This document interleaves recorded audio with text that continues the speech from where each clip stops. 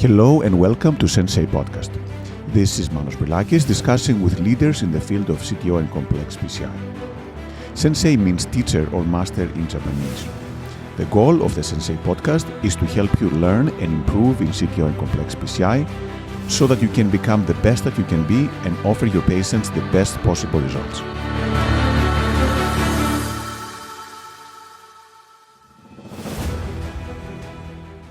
Hello everyone and welcome to Sensei Podcast. It is my pleasure to introduce someone who doesn't need introduction. Dr. Gerals Werner is well known to everyone in the field of CTO PCI, being one of the fathers of the field. He studied at the University of Göttingen and then he went to University of Vienna and now he has been in Darmstadt. So Gerald, thanks again so much for taking the time today to discuss with us. It's my pleasure and looking forward to your questions. Wonderful. So, Gerald, you literally started the field and you've been doing CTO forever and even named the Werner collateral classification. Is it something that came organically? How did you get involved in the first place? Yeah, well, I'm certainly not the fathers, but maybe the first sons of CTO PCI. But when I started about 30 years ago, there was no CTO PCI. There were two wires, and I got interested in the phenomenon of a chronic total occlusion, more so than into the PCI of a chronic occlusion. So in the early days, we started IVUS very early, I think almost 1990, and we looked for applications, and a chronic occlusion seemed to be for me, a very fascinating object. So we started there, and later on, I took the opportunity to study the physiology because I wanted to understand how is the myocard subtended by collaterals, and that got me into the field of CTO PCI. And then how did you actually learn to do all the techniques and all the procedures and use a different equipment? Was it something you learned by trial and error? Did you have someone help you learn? How did you learn to all these techniques that you've been using all these years? Again, the situation is different than today, where you have all the information at your hand. It was pre-web. It's when we still submitted manuscripts in a big packet. So it's ancient. And at that time, really, it was, of course, my peers in the hospital who trained me in PCI. They did some CTO, PCI. And that is certainly a trial and error approach for more than 10 years because there was not a community. And wires, for example, the Asahi wires came to Germany only 20 years ago, even though they were on the market maybe for 25 years. And only in the early 2000s, I got in contact with the Japanese, and that really made a difference. And then what did you find the most difficult thing to learn in terms of CTO? Is it the technique? Is it the wire manipulation? Is it the planning? What were the things that you found the most difficult to master and get good at? Well, as I went through the stages of CTO PCI, I think everything was difficult in the beginning. Just imagine that if you look at the old statistics, getting a balloon through was a feat. Yeah, so we failed sometimes with balloons. So everything was difficult. But just a comparison at the beginning, 20 minutes of fluoro time and no progress was kind of a marker that probably you should give up. Now 20 minutes of fluoro time is just a fact that I record. But I know that there is progress, and even though the average time is maybe only 30 minutes today or 35 minutes, but at that time I knew 30 minutes, that's getting me nowhere. And when you do these cases, after all this practice, do you still plan for a long time? How do you plan your procedures? Well, I have two stages. We do mostly referrals. 80% of our patients are referred to us from other labs in Germany. And then, of course, I get the CD or a transfer via the web. And I study the case and consider the clinical data I'm presented to establish the indication. And then the patient comes maybe 6 weeks, 8 weeks later. So usually I look at the case the evening before and kind of make a plan. But I don't go into 1 hour studying of an angio. And then when it comes to the procedure itself, with all the years of experience, do you now get stressed out about the cases? Are you fairly relaxed every case you do? I mean, you certainly seem to be fairly relaxed when you do the live cases in the transmissions. How do you handle the stress, potential stress of the cases? Well, there should be no stress in a regularly running case because you have made your plan, you know your skill set, you know what you are expecting with this case. Sometimes you use MSCT for co-registration.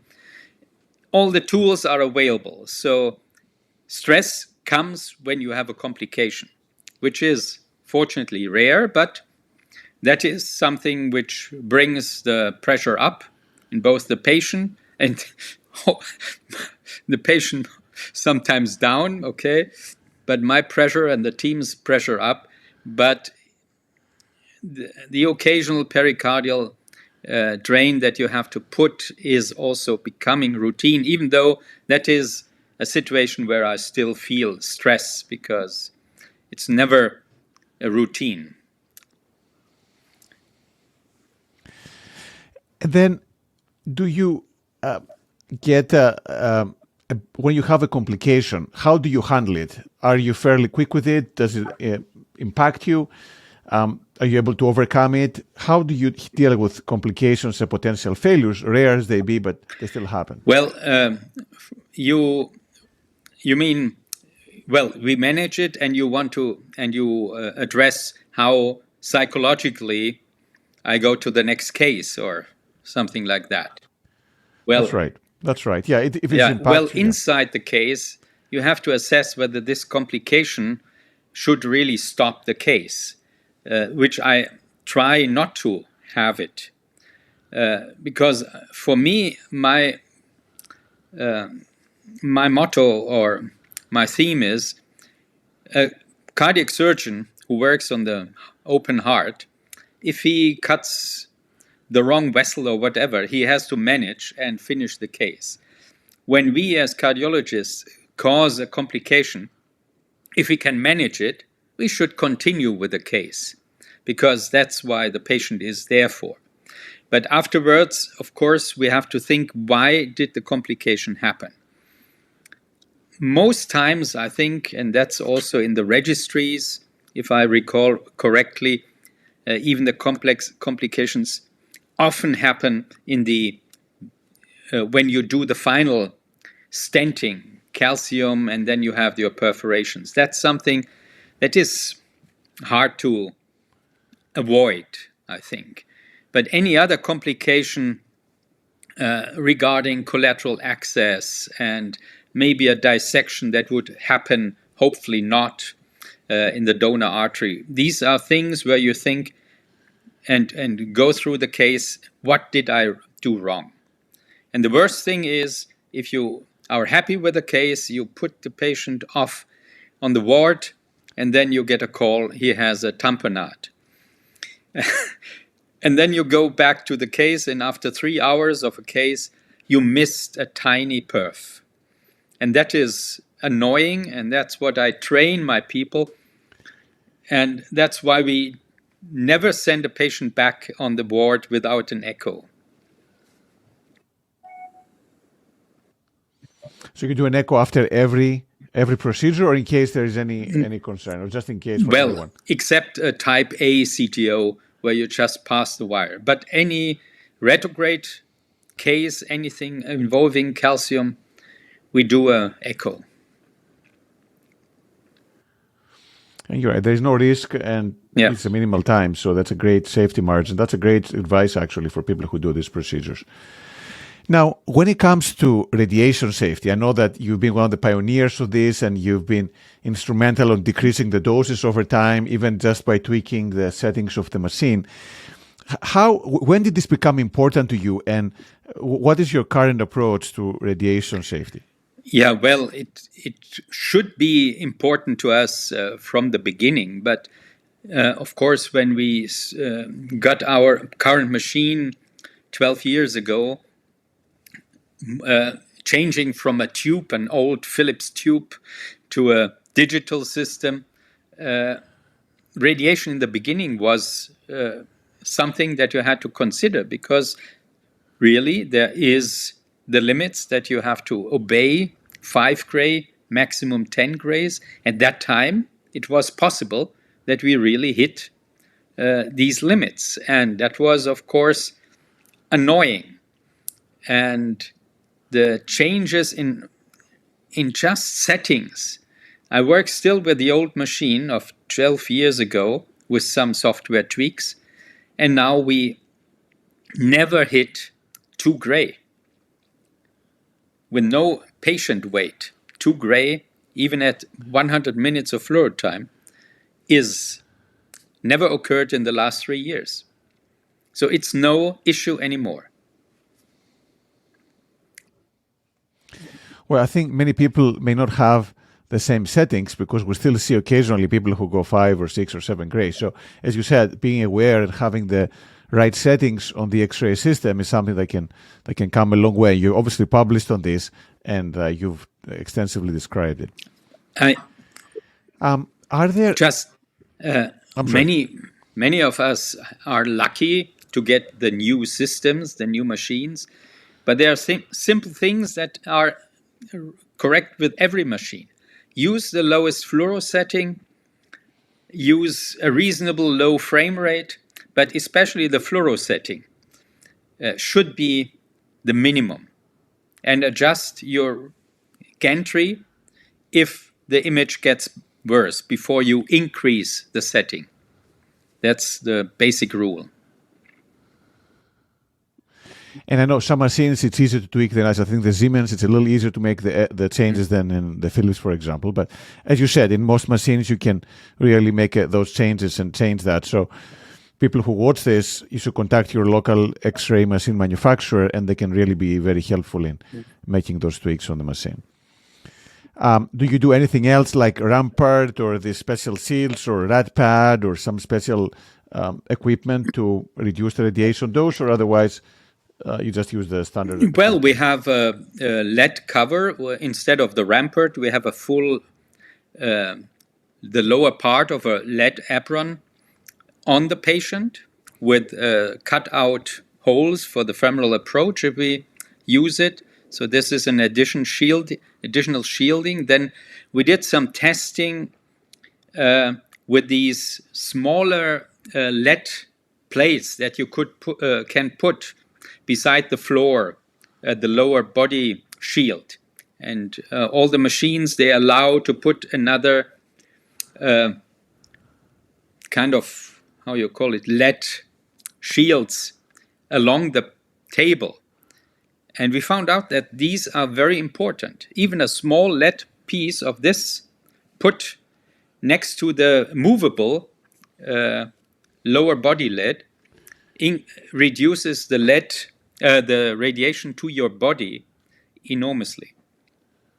So use all the small things that you can have. Absolutely. Now, when it comes to teaching, so you've taught this in pretty much every continent, every place, every meeting. Can you tell if you see someone who is starting to do PCI, if they're going to be good operator or not? Well, I think if I'm not so quite sure that we should encourage our younger colleagues to start CTO in an early stage, right after 2 or 3 years in their interventional training, because you need a very solid basis of all the other features. Bifurcation. CTOs often end up in a bifurcation. So you need to be very solid in all these fields. And if you are capable of managing these complex lesion types with wiring and all, then you certainly have the ability to tackle CTOs. But for CTO, I think the mindset, the patience is, and to stay calm and know that the procedure will take time. That is something that is maybe not with everybody. And you can still be a good interventional operator, but you may not have the patience to continue when 30 minutes of fluoro time are over and the case is not done.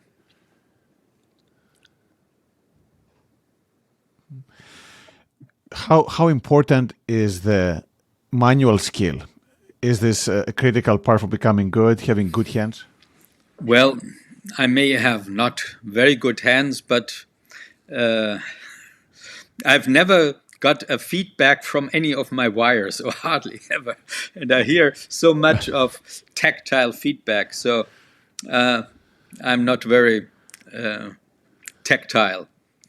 But yeah, of course, you need to know how to turn the wire, but I think it's not magic. There are certainly magical operators out there. I wouldn't rank myself as a magical operator, but I know the wires. I know what to do with the wires.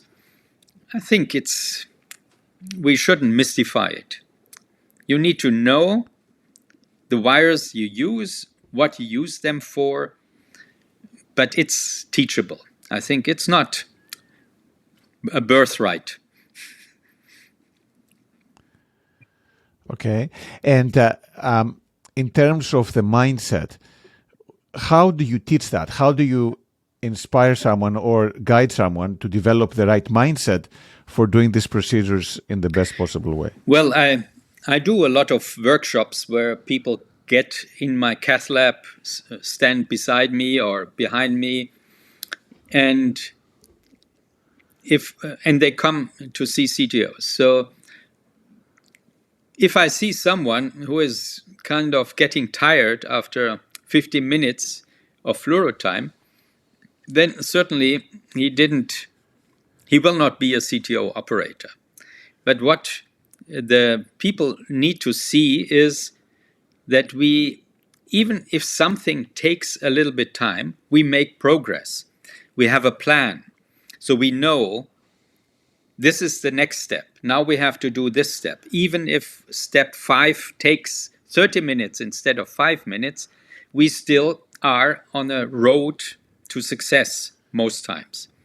And if people understand this plan, that we have a structured approach, then I think they are encouraged to spend time with a procedure. Yeah. And this needs to be taught. And that's how I learned. I learned not by watching many live cases, but I learned by watching continuous live cases. A live case as transmitted at CCT in the original days was Cato starting at 8 o'clock in the morning with one case. And the case continued until it was finished. Yeah.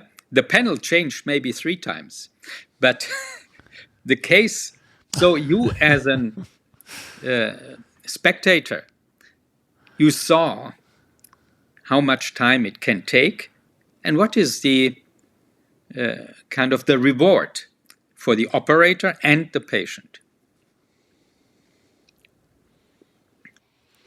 So patience is a key component for doing CTO PCI. Apart from that, what is the best way to learn? Is it by first looking at the book and then trying to do the cases with the proctor?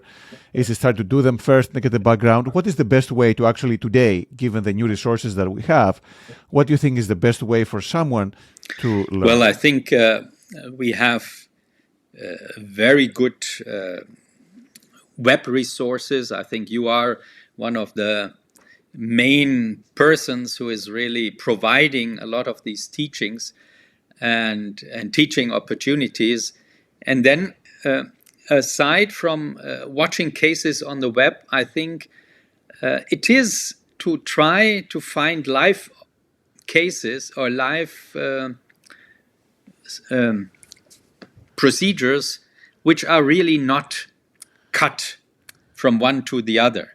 Yeah, of course, it's interesting and important for some meetings to have 30 minutes there, 30 minutes there, 30 minutes there. But that is not teaching the procedure for a beginner. So I think one should go and maybe go to a workshop, like we provide workshops, where you really see the procedure from start to beginning. So I would think these on-site small group workshops together with the web resources and of course whatever live cases you can grab from meetings is a healthy way to start. You can do a type A CTO of course at home, but before you go into more complex cases you should have seen them and also see some complications, so you don't need to do the complications on your own. Great. And when it comes to the part where you're really experienced, like yourself, very experienced, have you done all these cases, all these techniques? Do you reach the point where you say, look, I've learned what there is to learn, we are there? Or are you still finding things that are new or different that you can learn at this point? Well, if you think you have reached the point of perfection, then it's certainly time to stop, because there cannot be perfection. I always started with the goal to have a success rate of 110%. We are well below that. Even if we are at 94 right away, or this year until today. So January was a perfect month, no failures, but there will be failures. And what is different maybe to 10 years ago, we have a level of technology available that really makes it difficult for new technology to really prove to be a difference. I was involved in the early days of Stingray. I was involved in a tool that was called SafeCross. I don't know whether you recall, with radio frequency, light emission, and trying to find the way. That was at times when we didn't have wires like the XT type, the Gaia type. And so the tool set, the toolbox is getting perfect. But we still have lesions that are sometimes not to be conquered, and above all, it's calcium. So what we need, and maybe will come with lithoplasty tools like that, we need to deal with calcium. That's the last frontier, I think, within CTOs. So, Gerald, you have done so many things. What is the things that you're most proud of? Well, I'm still proud of that studies in the collaterals, because that was a little bit crazy at that time. CTO PCI in the early 2000s, we did these studies between 1999 and 2005, was very difficult to perform. And then to have a team that once you get through the CTO, start doing FFR measurements, Doppler wire measurements, protocols with adenosine, and really creating data that was not there before. That was very satisfying, and I think that, and of course it's a little bit, I smile a little bit if the CC connection grade is called Werner grade, but that's only after I retire, maybe it will be established.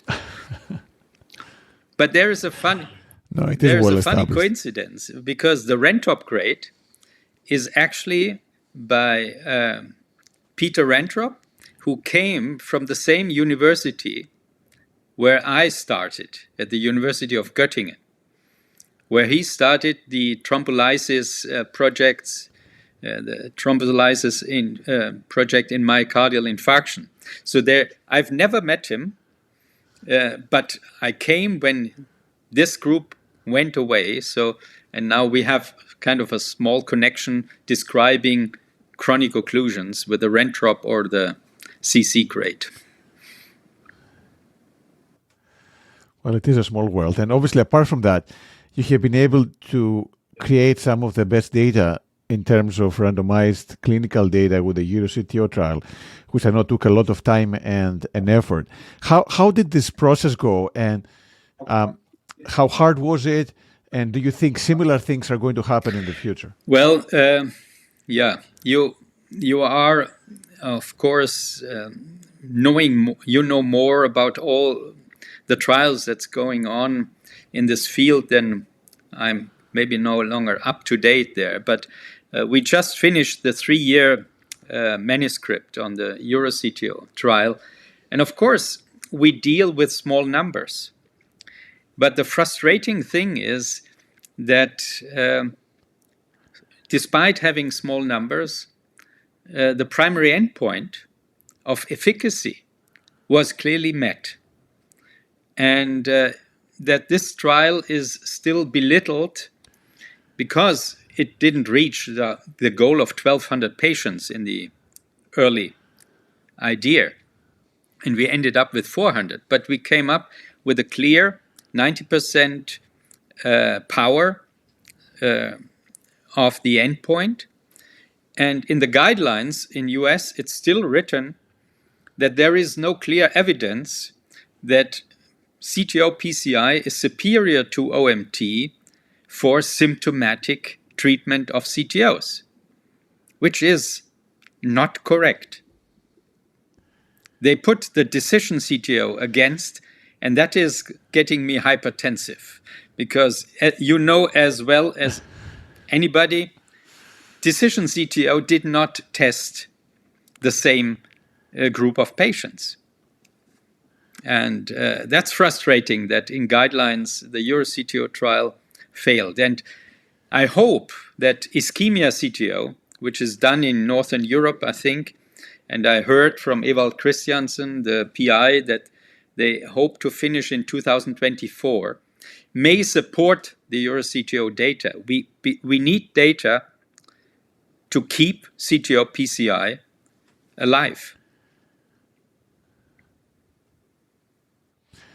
No, absolutely. And again, you've been critical on this. There are some more efforts, but it is very hard to do this trial. So again, congratulations for creating that data, because that's probably the most robust data we have from EuroCTO, the study you did, on the effect of CTO on quality of life. But you've been very busy on the clinical side, the research side. How do you keep your energy and your excitement and your spirits? Are there some things that you do that keep you in good shape to do this all this work? Well, I don't have extensive hobbies. I'm not out on golf courses or like many Japanese operators, but well, I'm happy. I still am happy when the patient tells me the next day he can climb the stairs much better than the day before. You create an immediate benefit to the patient. And my wife is very supportive. of all my travels along with CTO PCI, traveling around, which gives some benefit because you are happy to teach and talk about this issue. And otherwise, well, if I wouldn't talk with you, I would probably spend half an hour on the exercise treadmill or so. That keeps me going, but nothing more. Perfect. Well, sorry to destroy your exercise for the day, but it will help many other people, I think, down the line. And then, do you have any favorite movies or any favorite books that you read? Favorite movie, there is Notting Hill. Seen it 25 times or more. And because it's a wonderful combination of music and the script. But I don't know whether you even know Notting Hill. Heard of it? No? I haven't watched it, but Yeah. I'm aware of it. Books? Well, I read every book that... I read a lot of mystery thrillers. So I read Jack Reacher, I read the Pendergast novels. I spend a lot of nonsense time. There is not a favorite book, but many of them that keep me away from the cath lab. Sounds perfect. And then from the things that you do now, what is the most exciting thing for you? What do you look most forward to? Well, I think it's always, not always, but the next case tomorrow. 2 cases on the program tomorrow. I look forward to hopefully do a good job for the patients. And then I have now just got my second grandchild, 1 month old. So I look forward to meeting the granddaughter and the grandson. And yeah, don't look forward to retirement. I'm not sure what I do in 2.5 years or so when it comes. So after working at such a fast, intense pace, it must be pretty boring, I guess, not being able to do the things that you are doing currently. But what do you think has been the secret for you being so active and be able to perform at a high level in these very complex procedures to now and to the future? Well, I was lucky to get into to meet Hideo Tamae. I think he was the person who brought me into Japan, where I met then Kato, Suzuki, and the other great operators. So that was kind of my lucky strike that it was, and that Kato, of course, had read about the CC classification and realized that he could use this information for his purpose. So that was kind of the lucky strike that got me there and got me going. And then, yeah, the field was expanding. Yeah, there was not a stagnation. So a continuous development, getting better from 70% success rate to above 90. That was what kept me going and keeps me still going. Do you think for the new generation it's different now since the field has reached much more of maturity, so the potential for further improvement is less now? No, well, I don't think it's any easier. It's easier to start and get the information. You start with a almost perfect toolbox nowadays, of course, but the toolbox needs to be kind of you need to have a grasp of the toolbox. It's difficult to learn all the wires. You need to have still the volume to be available, to be aware what the difference between a Gaia 3 and a Gaia 1 or an ultimate pros a Warrior, whatever is there, what kind of microcatheter you should prefer. So it's still, operators need volumes. And I think if you are reaching this level, it's not easy. Each case needs to be conquered. A CTO needs to be conquered. And so that keeps, I think, a challenge for the future generation as well. Because then if you do an easy lesion, a 99% success rate is a given. A CTO, you can fail if you don't do it correctly.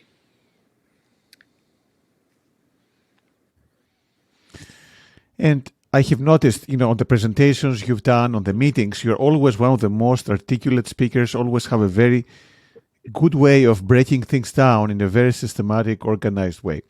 Was that the result of doing CTO PCI that preceded CTO PCI? How do you develop that skill, and what do you think is the way to become so well thought of and articulate? Well, that's not.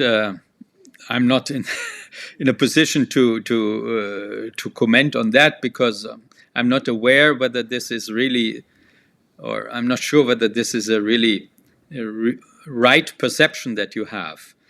But I'm well aware that I'm outspoken in that sense, that I often say my mind, which is sometimes problematic. I'm not the greatest diplomat. My wife tells me that every other day, because I'm outspoken. If I think one technique, one approach is not as I would think is ideal, then I say it. But otherwise, whether I give structured talks, that might be the experience of being in the academic circle for more than 30 years, simply. And then in terms of your career, let's say you had a chance to do it all over again. You were starting again, fresh, and you had the opportunity to start again. Would you have chosen still CTO or complex PCI, given what you know now, or might you have done something different?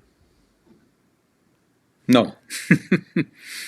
I'm very happy with how it worked out. And of course, many chance influences were there. But I think we have a good field. Sure. I mean, you clearly build that field from the early stages, and one of the key forces are making it where it is today. So for people who come to you and say, look, I want to learn to do this, I'm very excited, I want to learn this, what would be your few pieces of advice? What would be the best way to achieve that goal?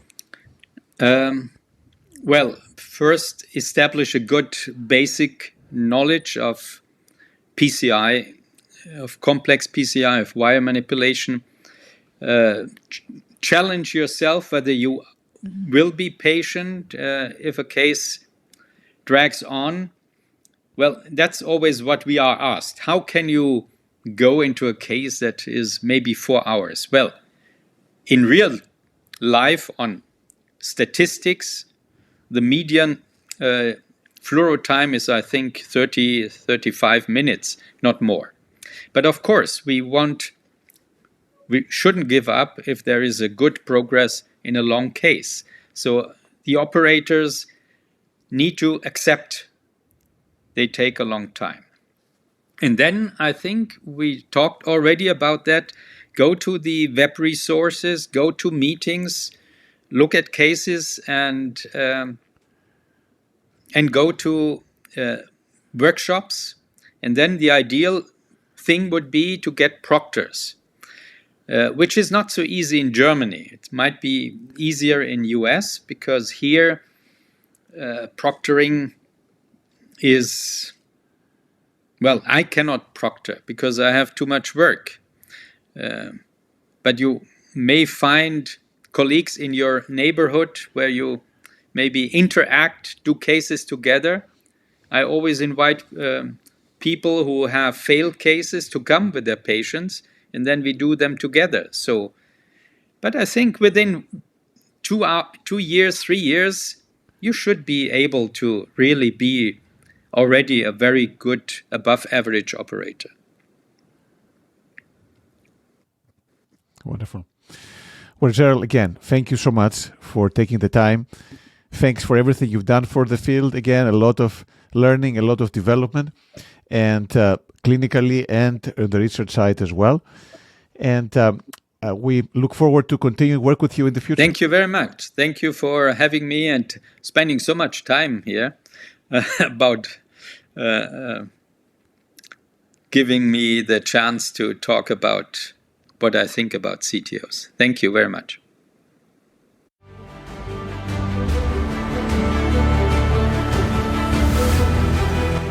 Thank you for listening to the Sensei podcast.